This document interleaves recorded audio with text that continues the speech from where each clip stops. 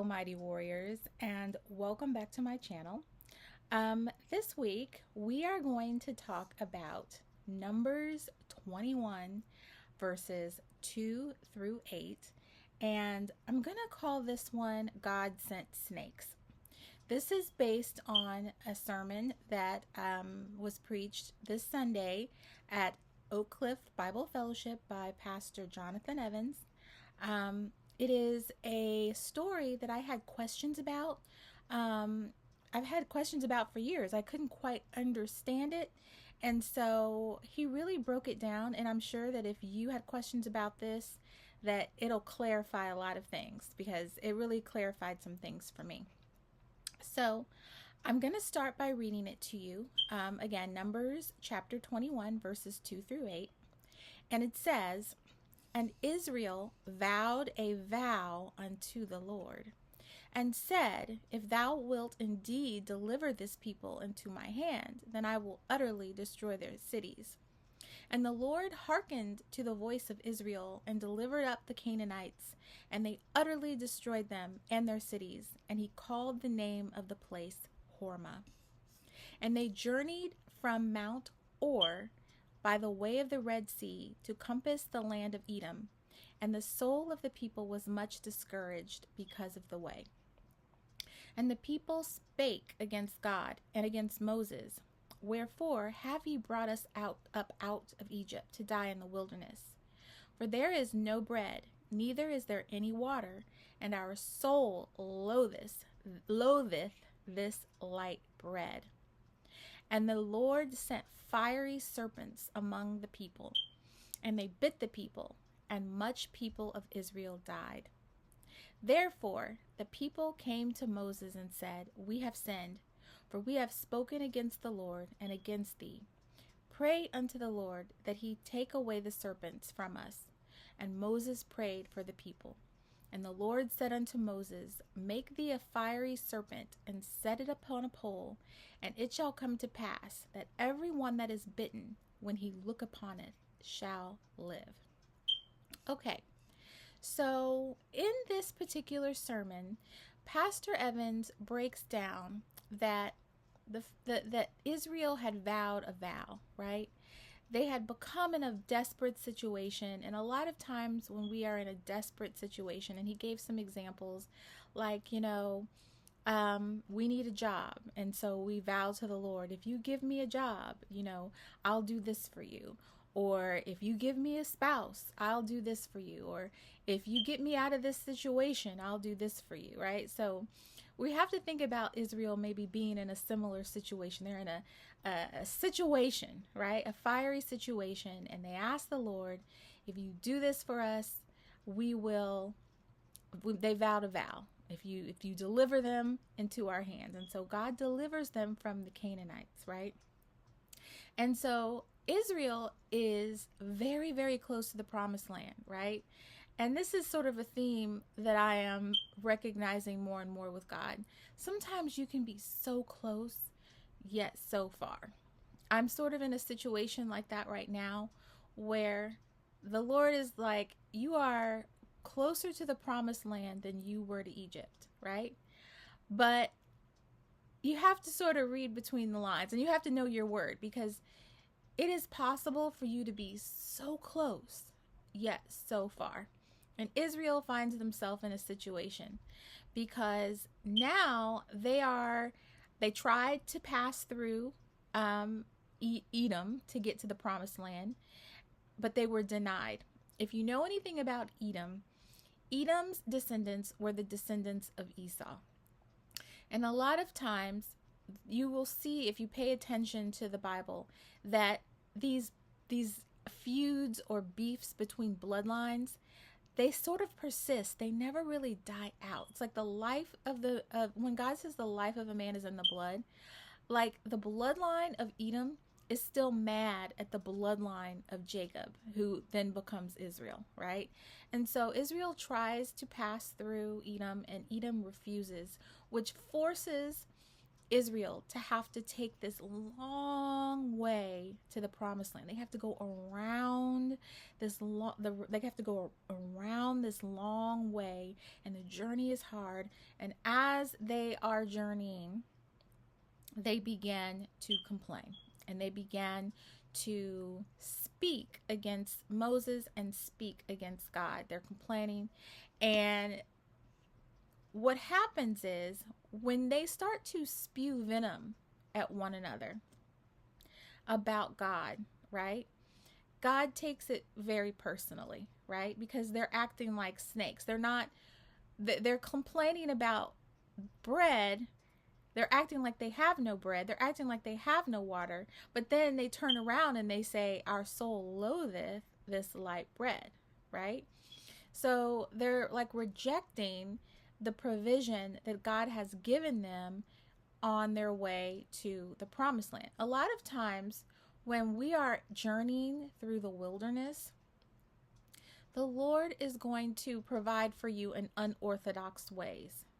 And what I am learning is he will often use people who don't want to provide for you to provide for you, which means that you will have to deal with some unorthodox behavior. Okay, maybe people who aren't so kind, maybe people who are full of venom, right? But the Lord is like, don't complain to me about how I provide for you, because this is how I've chosen to provide for you, right? But the people of Israel are they're rejecting the provision that he's given to them, right?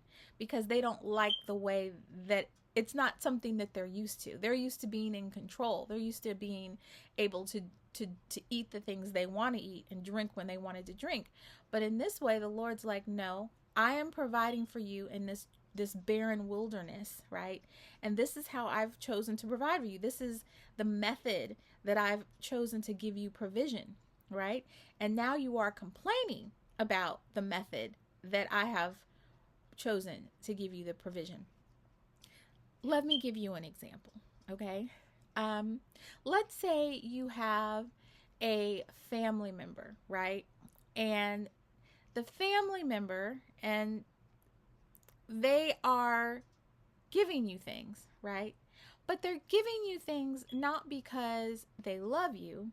They're giving you things because they want something from you. They're trying to exert control over you in a certain kind of way, right? Now, God knows that person's heart, right? He knows that person has wicked intentions, right? But he has chosen that person to provide for you, even though that person is doing it with an intention that is not so kind, and maybe not so giving. They're doing it for their own selfish gain, right? Now, of course, God's not going to let it go too far. He's not going to let you get involved with someone who is going to completely exploit you, right? But he knows how to use the wickedness and this deceitfulness of other people and their ways. He knows how to use that to bless you. Now, let's say you're annoyed by this person because you know that the only reason why they're hanging out with you and giving this thing to you is because they're trying to get something out of you, right? And you know this because spiritually and intellectually, you're not stupid, right?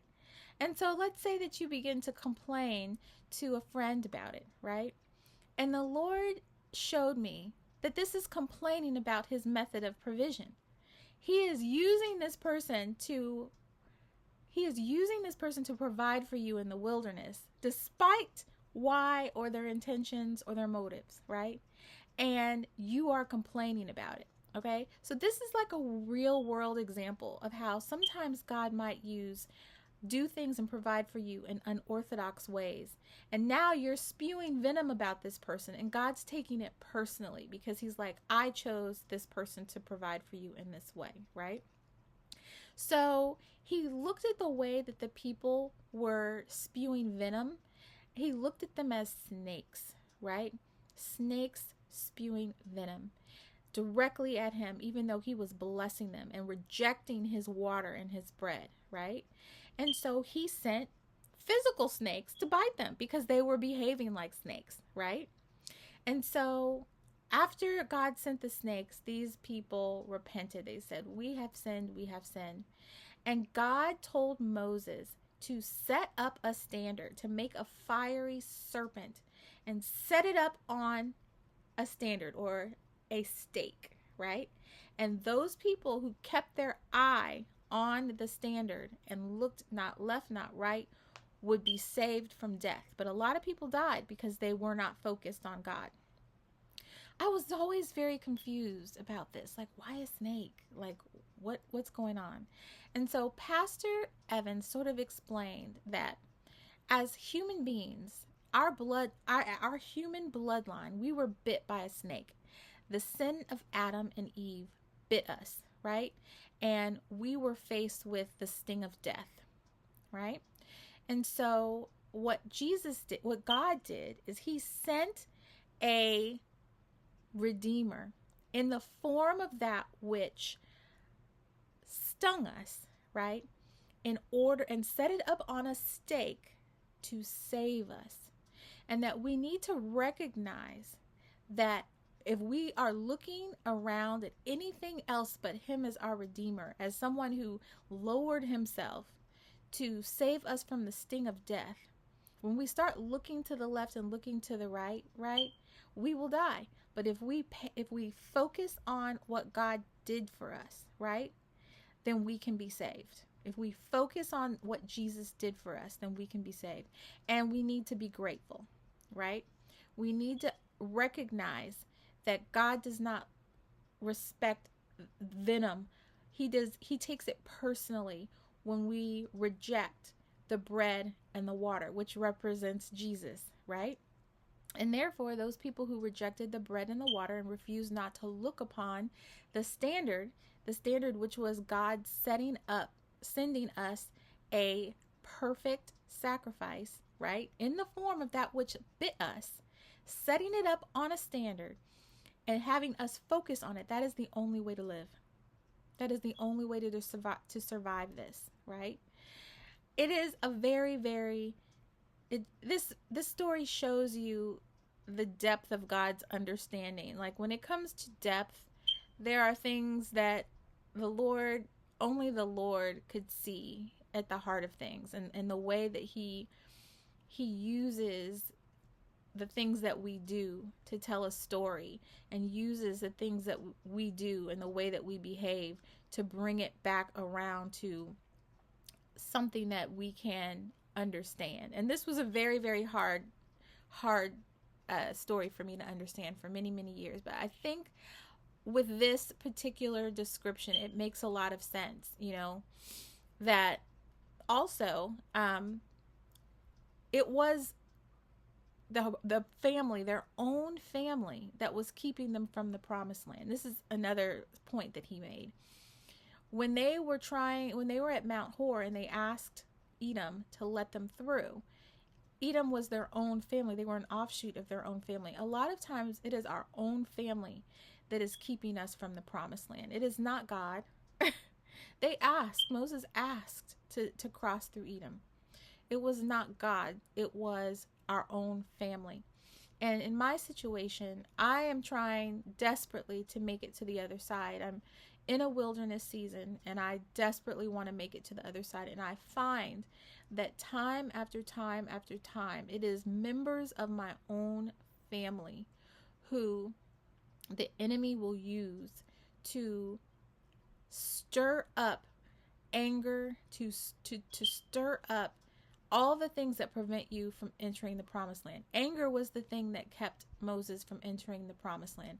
And I often find that when I am trying my hardest to obey God, and I'm trying my hardest to be kind and do the things that God wants me to do so that I may enter, it is my own people in my own family that will stir up anger in me, that will attack my values.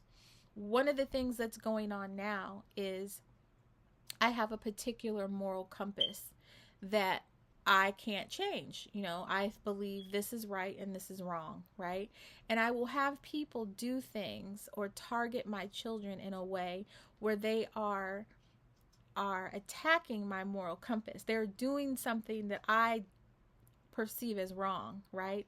And then emotionally making me feel as if I'm wrong, or making me just deal with the way that they're doing things because that's the way they want to do it, even though it is morally wrong to me. Um, my, they're not, I can't think of the word right now, but they're not validating my values, right? And instead they're just saying they're casting my values off, and they're just doing what they want to do.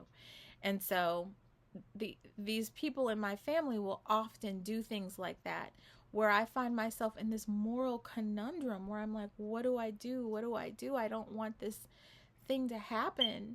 I don't how why are you treating me this way? Why are you treating my children this way? And I'm having to face that. And it is a very, very difficult thing to face when you have this set desire for justice and righteousness and values for right and wrong, and you hate to see people whom you love be mistreated, and you're having to stay calm in the midst of that because God demands it of you in that wilderness season. So I'm telling you, it's some of the hardest things I have ever had to endure in my life is when God is demanding that I forgive people, and that I resist the devil, and I resist anger, and I resist retaliation in the face of people being morally just depraved. Or I don't want to say it's not it's not depravity, but it's morally just wrong. Okay? You know, favoritism, for instance. That is something that I in my heart, I'm like, you should not do that, right? But yet I am faced with people who just want to do what they want to do, and they don't care about my opinion. And I'm having to watch people I love endure this. And I want to speak, but I have to be careful how I speak, because the Lord is determined that I must not let anger win, right? Anger does not produce the righteousness of God, right? So lots to flush out in this particular story. On one end, we ask the Lord to intervene. We ask him, we vow to him, please help us, please help us.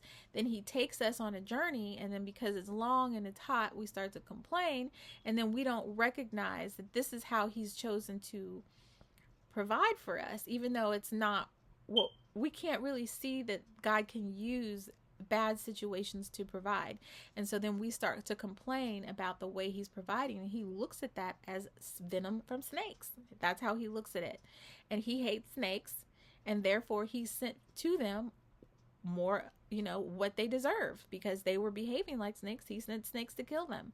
And then the only way that they could really be saved is to recognize that they had to look up at this standard and see that God is the one that lowered himself to become that which bit us in order to save us, right? And I'm sure there's even more to flesh out there. If there's anything I've learned from the Holy Spirit, is that he might give you a nugget, but there might be, a complete chicken hiding behind the curtain somewhere. But I was blessed to just learn this, because this is a story that I have really been trying to flesh out for a long time. So I hope that this helps you a little bit with the understanding of it. God doesn't like snakes. We don't like snakes. And, the sting of death is something that humanity is faced with now. But God, he came down here, and he lived a perfect life in the form of that which bit us, because we needed a redeemer, right? And so we must keep our eye on him. We cannot covet. We cannot be complaining, because that's why the enemy got kicked out of heaven. This was another point. He was complaining about he wasn't paying attention to the blessing and complaining so much about and coveting what he did not have. And he caused Adam and Eve to do the same, to covet what they did not have and not focus on what they had. And that's the serpent, right? And so they were behaving like the serpent in that manner. They were behaving like the snake, and the snake is what bit them and what caused their death, and therefore he sent snakes to kill them. You see how this is rolling out? Thank you, Holy Spirit, because he just sort of helped clarify that a little bit more. Anyway, this video is really long, but I hope that this message blesses you. Until next time, be baptized and be blessed.